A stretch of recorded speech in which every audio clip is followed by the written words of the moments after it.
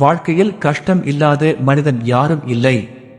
அரசனுக்கும் கஷ்டம் உண்டு, ஆண்டிக்கும் கஷ்டம் உண்டு, பணக்காரனுக்கும் கஷ்டம் உண்டு, ஏழைக்கும் கஷ்டம் உண்டு.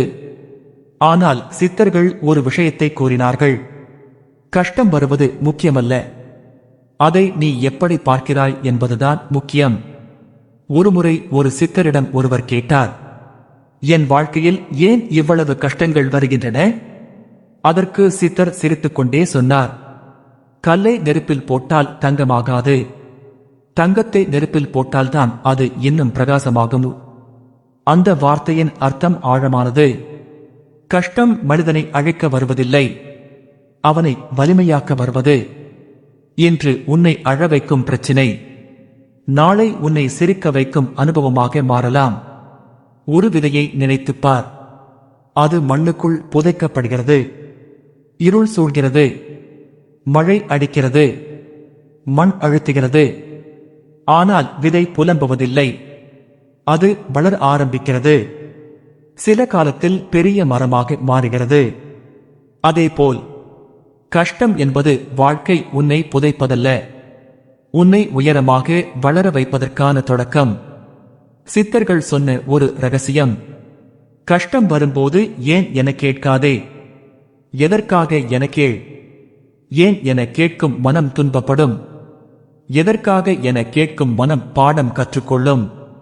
ஒரு கதவு மூடப்பட்டால் அதன் பின்னால் இன்னொரு கதவு திறக்க காத்திருக்கும். ஆனால் பலர் மூடிய கதவையே பார்த்து அழுகிறார்கள். அதனால் திறந்த கதவை கவனிக்க மறந்து விடுகிறார்கள். கஷ்டம் வந்தால் அதை எதிரியாக பார்க்காதே, அதை ஆசிரியராக பார். ஒவ்வொரு கஷ்டமும் ஒரு பாடத்தை கற்றுத்தரும், ஒவ்வொரு தோல்வியும் ஒரு அனுபவத்தை தரும், ஒவ்வொரு இழப்பும் ஒரு உண்மையை புரிய வைக்கும். சித்தர்கள் கூறினார்கள், காற்று பலமாக வீசும்போதுதான் மரத்தின் வேர் வலிமையாகும். அதேபோல் சோதனைகள் வரும்போதுதான் மனிதனின் மனம் வலிமையாகும். எனவே வாழ்க்கை உன்னை சோதிக்கும் போது பயப்படாதே, புன்னகையுடன் எதிர்கொள். ஏனெனில் இன்றைய கஷ்டம் நாளைய வெற்றிக்கான விதை. நினைவில் வைத்துக்கொள், கடலில் அலை இல்லாமல் இருக்காது, வாழ்க்கையில் கஷ்டம் இல்லாமல் இருக்காது. அலைகளை பார்த்து கப்பல் பயணத்தை நிறுத்தாது. அதேபோல் கஷ்டங்களை பார்த்து உன் பயணத்தை நிறுத்தாதே. சித்தர்கள் கூறிய மிகப்பெரிய உண்மை, கஷ்டத்தை கண்டு அழுபவன் சாதாரண மனிதன், கஷ்டத்தை கண்டு சிந்திப்பவன் அறிவாளி, கஷ்டத்தை கண்டு சிரிப்பவன் ஞானி. எனவே இன்று முதல் கஷ்டத்தை பார்த்து சிரிக்க பழகு.